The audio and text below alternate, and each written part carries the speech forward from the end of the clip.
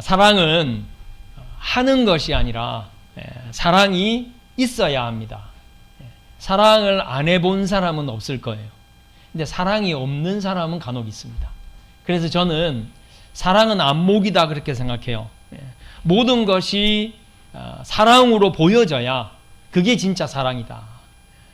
사랑하는 사람은 누구나 사랑할 수 있지만 사랑할 수 없는 사람들까지도 사랑할 수 있는 건 결국 사랑으로 볼 수 있는 눈이 있어야 된다. 모든 걸 사랑으로 보면 사랑할 만한 것을 찾을 수 있고 또 사랑의 눈으로 바라보면 마침내 사랑할 수 있게 된다는 사실이죠. 사랑하는 것이 먼저가 아니라 사랑이 있는 사람이 되는 것, 내 안에 사랑이 넘쳐나는 것, 이것이 중요하다 그런 생각이 듭니다. 그런 사랑이 세상을 바꾸는 사랑이에요. 내 인생을 바꾸는 사랑도 있지만 세상을 바꾸는 사랑도 있습니다. 나에게 넉넉한 사랑이 있어서 그 사랑으로 사람들을 보고 세상을 보고 살아간다면 이게 정말 하나님이 기뻐하시는 삶이 아니겠나 그런 생각을 합니다. 색안경을 끼고 본다 이런 말이 있죠. 그건 나쁘게 말하면 편견을 가지고 있다 이런 뜻이기도 하고요. 좀 좋게 말하면 어떤 특별한 기준을 가지고 본다 뭐 이렇게 표현할 수 있습니다. 문제는요, 뭐 좋게 표현하든 안 좋게 표현하든 간에 이 안경을 안 벗는다는 데 문제가 있다는 거죠. 분명히 이건 색안경이에요. 그런데 이 안경을 안 벗고 계속 끼고 있다는 겁니다. 그것이 사실은 많은 사람들을 공경에 빠뜨리고 또 그 사람의 정체성도 혼란하게 되는 일이죠. 여러분, 아무리 잘 보이는 안경을 우리가 썼다고 해도 또 아무리 좋은 선글라스를 우리가 꼈다고 해도요, 이걸 계속 끼고 있을 수는 없어요. 잠을 잘 때 안경 쓰고 자시는 분 있나요? 주무시는 분 있나요? 잘 때 안경 쓰고 주무시면요, 분명히 일어나 보면 안경 찌그러져 있을 거예요. 그리고 위험합니다. 절대 잘 때 안경을 쓰고 자면 안 됩니다. 씻을 때 안경을 쓰고 씻는 분 계시나요? 안경 쓰고 어떻게 세수합니까? 안경을 벗고 하는 거죠. 그러다 보면 안경을 썼을 때와 안경을 쓰지 않았을 때 각각 내가 어떻게 행동을 해야 하는지를 학습하게 되는 거죠. 안경을 꼈을 때는 앞이 잘 보이니까 또 햇볕을 잘 가려주니까 우리가 편안하게 생활을 합니다. 이건 안경이라는 것을 꼈기 때문에 우리가 편안할 수도 있지만 또 다른 한편으로 안경 쓴 사람들은 과격한 운동하면 안 됩니다. 저는 어렸을 적부터 안경을 썼는데 이 안경을 쓰고 원반 있잖아요. 원반 던지기를 했어요. 원반 던지기를 했는데 상대방에서 너무 원반을 강하게 던진 겁니다. 그래서 이 원반이 제 눈을 탁 맞았어요. 안경이 부서졌습니다. 여러분, 안경을 쓰고 있는데 그렇게 심한 운동을 하면 이 안경 부러지면요 크게 다칩니다. 굉장히 조심해야 합니다. 그리고 또 안경을 벗으면 잘 안 보이니까 그렇잖아요. 안 보이니까 더 조심해서 움직여야 되는 거죠. 여러분, 이 정도만 돼도 이 사람은 안경을 잘 쓰고 다니는 사람이라고 할 수 있어요. 그런데 안경을 썼는데도 거친 운동을 하면 또 안경이 벗겨져서 곤란을 겪거나 깨져서 위험에 처할 수 있다고 말씀을 드렸어요. 또 안경을 안 썼을 때는 안 보이니까 좀 조심해야 되거든요. 그런데 조심하지 않으면 부딪히거나 넘어지거나 다칠 수도 있다는 이야기입니다. 왜 이런 극히 당연한 이야기를 제가 장황하게 하는 걸까요? 색안경에 대한 말씀을 여러분들에게 드렸기 때문입니다. 여러분들이 나는 아니야 라고 할지 모르겠지만 우리는 다 각자 나름대로의 삶의 기준이나 경험이나 가치관이 있기 때문에 나름대로의 색안경이 다들 저는 있다고 생각해요. 앞에서도 말씀드렸지만 이 색안경을 뭐 낀다고 해서 뭐 잘못됐다, 문제다, 뭐 그걸 말씀드리는 것이 아니라 색안경을 낄 때가 있고 또 색안경을 벗어야 할 때가 있다는 것을 우리가 분명히 알아야 한다는 사실입니다.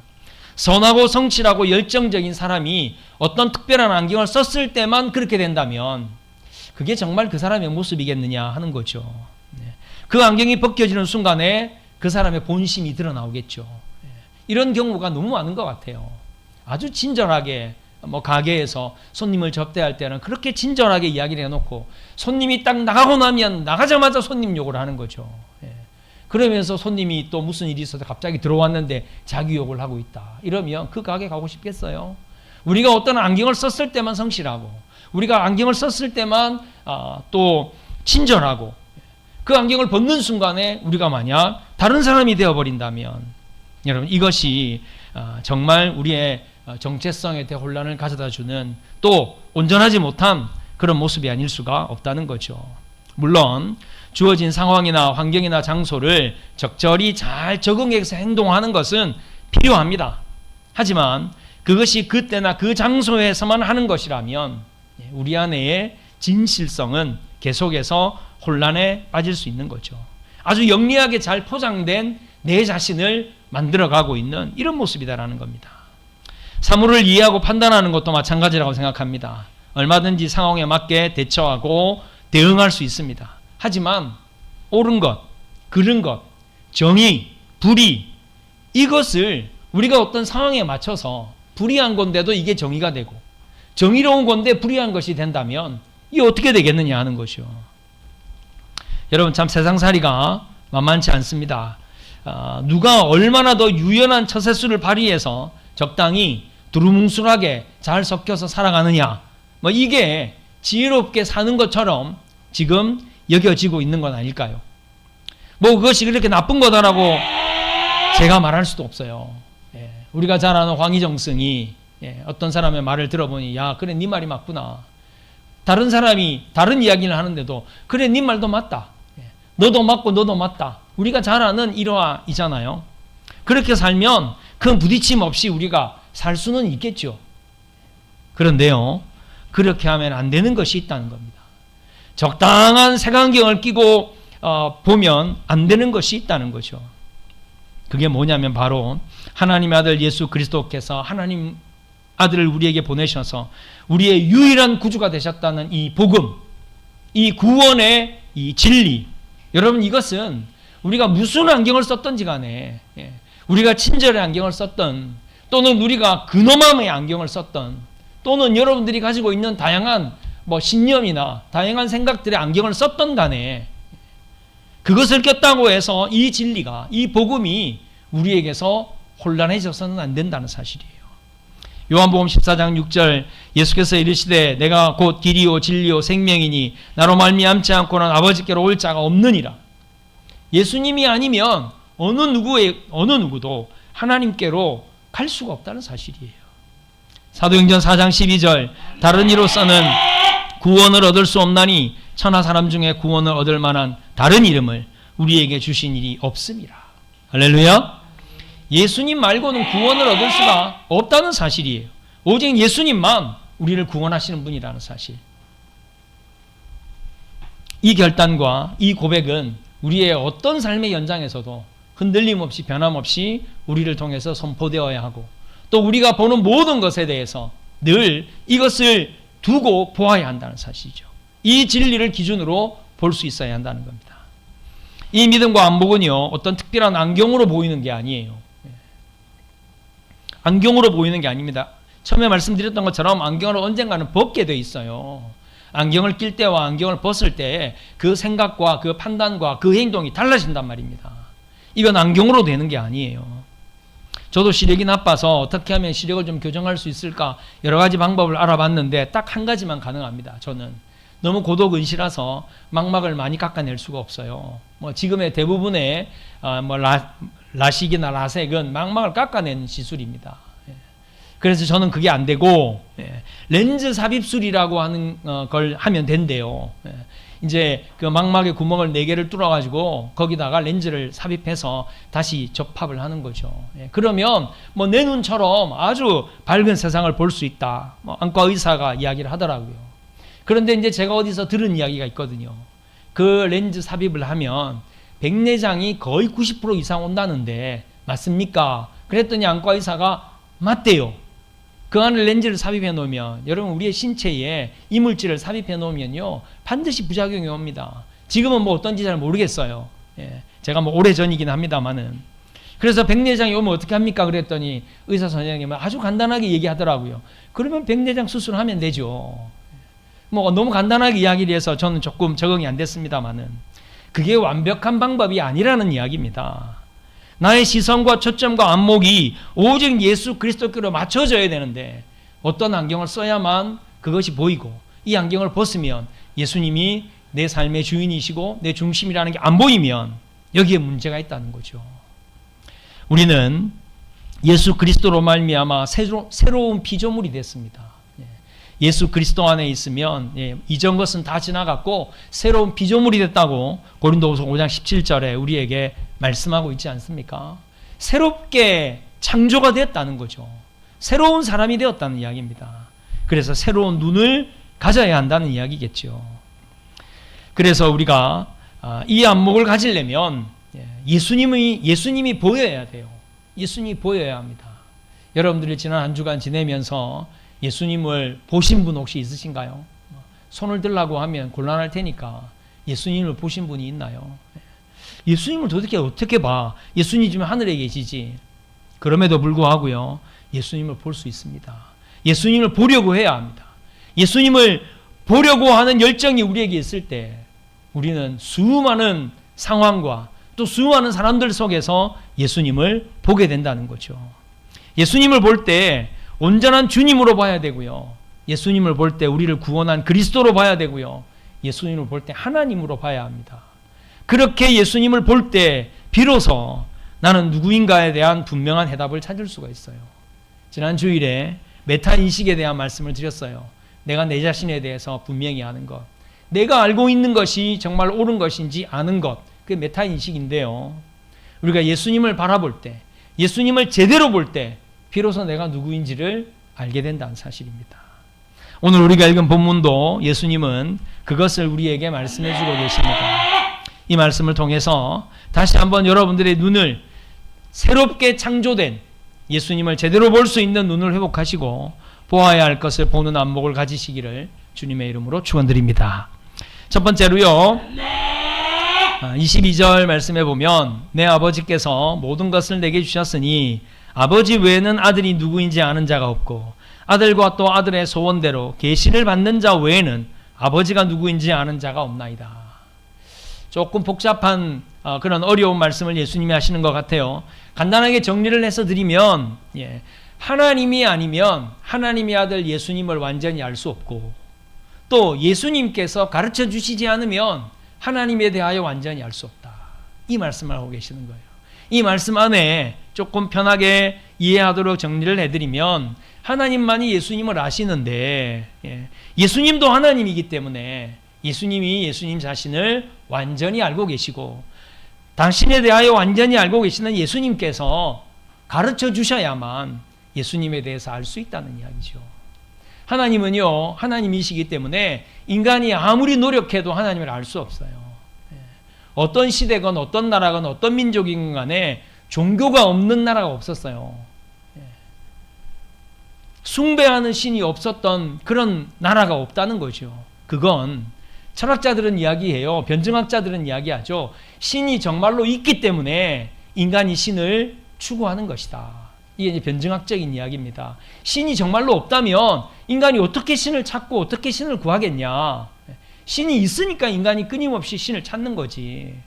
그런데 인간이 자기의 입맛에 맞게 자기에게 이롭대로 자기의 통치나 자기의 권력에 맞도록 신을 마음대로 만들어버리면 지금 세상에 있는 것과 같은 이런 우상이 되는 거예요. 그런데 인간이 신을 알려고 하는 것이 아니라 신으로 하여금 우리에게 당신을 좀 알려주십시오.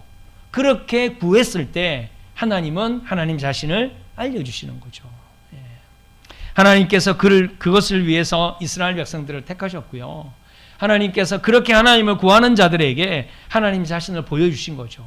그래서 인간은 하나님께서 자신을 보여주시는 만큼만 하나님을 알 수가 있어요. 하나님을 완전히 알 수는 없습니다. 그러면 우리는 어떻게 해야 한다는 이야기입니까? 열심히 하나님을 구해야죠. 열심히 하나님을 찾아야죠. 우리가 하나님을 찾는 만큼 하나님 만날 수 있다는 거죠. 예수님은 당신이 곧 하나님이라는 것을 이 말씀에서 가르쳐주고 계세요. 하나님만이 나를 완전히 아시고 내가 하나님에 대하여 완전히 알고 있다고 말씀하시니까 예수님이 곧 하나님이신 거죠. 지금 예수님의 제자들은 예수님께로부터 하나님을 듣고 있는 거잖아요. 예수님께로부터 하나님을 배우고 있는 거고 예수님께로부터 하나님을 알고 있는 이러한 모습이라는 것을 우리가 여기서 알 수 있습니다. 저도요, 여러분들에게 하나님을 완벽하게 가르쳐 드릴 수가 없어요. 저도요, 성령님을 여러분들에게 완벽하게 성령에 충만하도록 할 수가 없습니다. 여러분들이 사모하셔야 해요. 여러분들이 구하셔야 합니다. 그래야 하나님께서 여러분들에게 임하시고 하나님께서 여러분들에게 나타나시고 예수님께서 여러분들에게 역사하시게 된다는 사실입니다. 이 열정이 있어야만 예수님을 제대로 볼 수 있는 눈이 우리에게 생기는 거죠. 두 번째로요, 제자들을 향해서 너희들의 보는 눈은 복이 있다, 이렇게 말씀하고 계십니다. 예수님을 통해서 그들은 뭘 보았습니까? 예수님의 이름을 증거할 때 귀신들이 굴복하는 걸 보았어요. 귀신 들린 사람들이 그 당시에는 굉장히 많았거든요. 막 소동을 피우고 사람들을 막 괴롭히고 괴성을 지르고. 그런데 이 사람들이, 예수님의 제자들이 복음을 전하니까 하나님이 너희들을 구원하시려 아들 예수 그리스도를 보내셨다. 그러니까 잠잠한 거예요. 그 귀신 들려서 막 사람들을 괴롭히고 덮치고 괴성을 지르던 그들이 잠잠해진 거예요. 그 모습을 보고 제자들이 예수님께 고백했잖아요. 예수님의 이름에 귀신들이 복종했습니다. 예수님도 말씀하시기를 나도 봤다. 너희들이 복음을 전할 때 공중에서 사단들이 그냥 뚝뚝 떨어지는 것을, 사단들이 기운을 잃고 떨어져 버리는 것을 내가 봤다. 그래서 예수님께서 제자들로 하여금 예수님의 그 영적 권세를 보게 하신 거죠. 예수님만이 사단을 물리칠 수 있다는 거죠. 예수님만이 약한 영들을 물리칠 수 있다는 겁니다. 저는 옛날에는 이렇게 괴기 영화 이런 거 많이 봤지만 요즘에는 잘 보지 않는데요. 왜냐하면 그 괴기 영화가 별로 무섭지 않을 뿐만 아니라 그 괴기 영화에 간혹 이렇게 보면 막 귀신 들리는 이런 그런 장면을 묘사하는 장면이 있어요. 근데 그런 장면이 정말 보기 싫어요. 그런 장면들 때문에 사람들이 이렇게 악한 사단이나 귀신에 대한 두려움을 가지게 할까봐. 그래서 저는 그런 거 잘 보지 않는데요. 여러분, 그 문제, 그런 부분들도 뭐 영화에서야 다양한 방법으로 물리치기도 하고 뭐 이렇게 하죠. 그런데 우리가 그러한 것도 보는 게 사실은 우리가 영적으로 약간은 뭔가 공격을 당할 수도 있습니다. 사단은 어떻게 물러갑니까? K-팝을 잘 부르면 그 땅 속에 있는 악귀들이 물러나나요? 아니잖아요. 예수 그리스도의 이름에 악한 사단들이 물러나게 되고 귀신들이 굴복하는 걸 믿으시기 바랍니다. 이 눈을 우리가 가져야 한다는 거예요. 예수 그리스도를 바라보는 그 눈, 예수 그리스도가 영적인 권세를 가지고 계시기 때문에 모든 악한 사단의 세력들이 예수 그리스도의 이름 앞에 굴복한다는 바로 그 예수님을 우리가 볼 수 있어야 한다는 사실이죠. 예수님께서 제자들에게 왜 이런 칭찬을 하셨겠어요? 너희들이 내 이름으로 귀신들이 복종하는 걸 보지 않았냐? 그게 예수님을 보는 안목인 거죠. 영적 권세를 가지는 안목이다라는 사실입니다. 저는 늘 여러분들을 위해서 기도합니다. 사단의 그런 교묘한 괴계에 또 악한 영들의 교묘한 그 공격에 여러분들의 영혼이 공고해지지 않도록 얼마나 열심히 기도하는지 몰라요. 근데 이것도 여러분들이 영적으로 볼 수 있어야 합니다. 악한 사단의 세력은 우리가 무서워할 대상이 아니에요. 예수님은 이미 멸하셨기 때문에, 이미 이기셨기 때문에 예수 그리스도의 이름으로 여러분들에게 보이는 그 악한 사단의 세력들을 예수의 이름으로 물리치시기 바랍니다.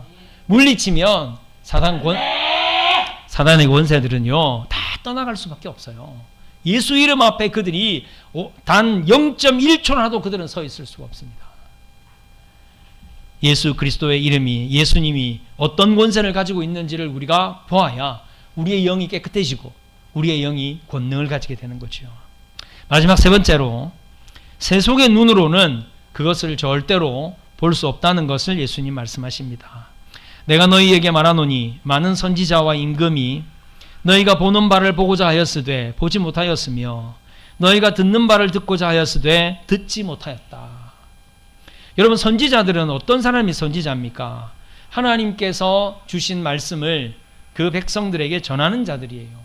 하나님의 뜻이 무엇인지를 전달하는 자들이 선지자입니다. 하나님의 뜻을 아는 자, 먼저 아는 자, 뭐 이런 의미가 선지자잖아요. 물론 선지자들도 다양한 활동을 했습니다. 그런데 어떤 선지자들은 하나님께서 왜 이 말씀을 하시는 건지, 하나님께서 왜 이것을 말씀하시는 건지 알지 못하면 온전한 선지자로서의 사역을 할 수가 없었던 거죠. 지금 여러분들이 성경 통독을 지금 우리 교회에서 나눠드린 그 순서대로 통독을 하고 있다면 예레미야서를 읽고 있으리라고 생각합니다. 이 예레미야가 선지 활동을 하면서 제일 힘들었던 게 뭔지 아세요? 그가 나이가 어려서 그를 공격하는 사람들이 많아서 아니에요. 거짓 선지자들 때문에 어려웠어요. 거짓 선지자들 때문에. 하나님은 분명히 예레미야에게 이제 곧 이스라엘을 멸망한다. 이스라엘은 이제 멸망하는데 이 멸망을 너희들이 받아들여야 한다. 너희들이 받아들이고 그냥 바벨론의 포로로 잡혀가서 그냥 거기에서 힘들고 어렵게 지내야 한다. 감내해야 한다. 예레미야는 이렇게 말하는 거죠. 그런데 거짓 선지자들은 뭐라고 얘기를 합니까? 무슨 이야기냐? 하나님이 우리를 사랑하시는데, 하나님이 우리를 도우시는데 우리는 멸망 안 한다. 걱정하지 마라. 어떻게 우리가 바벨론의 포로가 될 수 있나? 이런 소리 하는 거예요. 그러면 그 당시에는 누구의 말을 듣고 싶겠습니까? 하나님의 사랑이라고 하는 안경을 다 쓰고 이스라엘 백성들이 어떻게 하나님이 우리를 징계하시겠어? 또 용서해 주시겠지. 그 말을 듣고 싶지 않겠습니까? 그러나 결론적으로는 어떻게 되었어요? 예레미야가 하는 말이 다 이루어진 겁니다. 왜 예레미야가 진정한 선지자고 그들이 다 거짓 선지자였겠습니까? 상황에 맞춰서 적당히 사람들에게 듣기 좋은 이야기를 하려고 했던 그 선지자들은 하나님의 말씀을 듣고 전한 게 아니에요. 하나님의 뜻이 무엇인지 모르고 그들의 말을 전한 것뿐입니다. 그러나 예레미야는 그에게 어떤 공격이 올지라도, 그가 어떤 비방을 당할지라도, 그가 감옥에 갇혀서 구덩이에 갇혀서 그 고통과 그 배고픔과 그 환멸을 당할지라도 그는 하나님이 주신 말씀이 있으니까 그 말씀을 전했다는 사실이에요. 왕들도 그것을 보지 못했다 이렇게 말씀하셨어요. 왕들이 그들이 권력을 가지고 백성을 다스리는 게 그들에게 주어진 일이잖아요. 그런데 그 권력을 가지고 그냥 자기의 안위만 지키려고 하면 그 하나님의 계획이 보이겠습니까? 이스라엘에 수많은 왕들이 있었지만 정말 하나님의 뜻을 분명히 분별하고 제대로 통치한 왕은 정말 손에 꼽히잖아요. 보지 못하니까 결국은 들을 수도 없는 겁니다. 우리가 이 제대로 된 영적인 안목을 가지고 예수님을 바라보지 않으면 우리에게 들려지는 것도요, 다 잘못된 것만 들려져요. 위험한 것만 우리에게 들려진다는 사실입니다.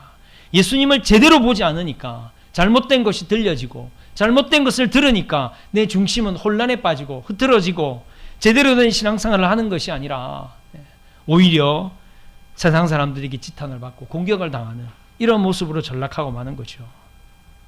저는 예수님께서 정말 답답하셨던 때, 예수님이 어떤 때 답답하실까?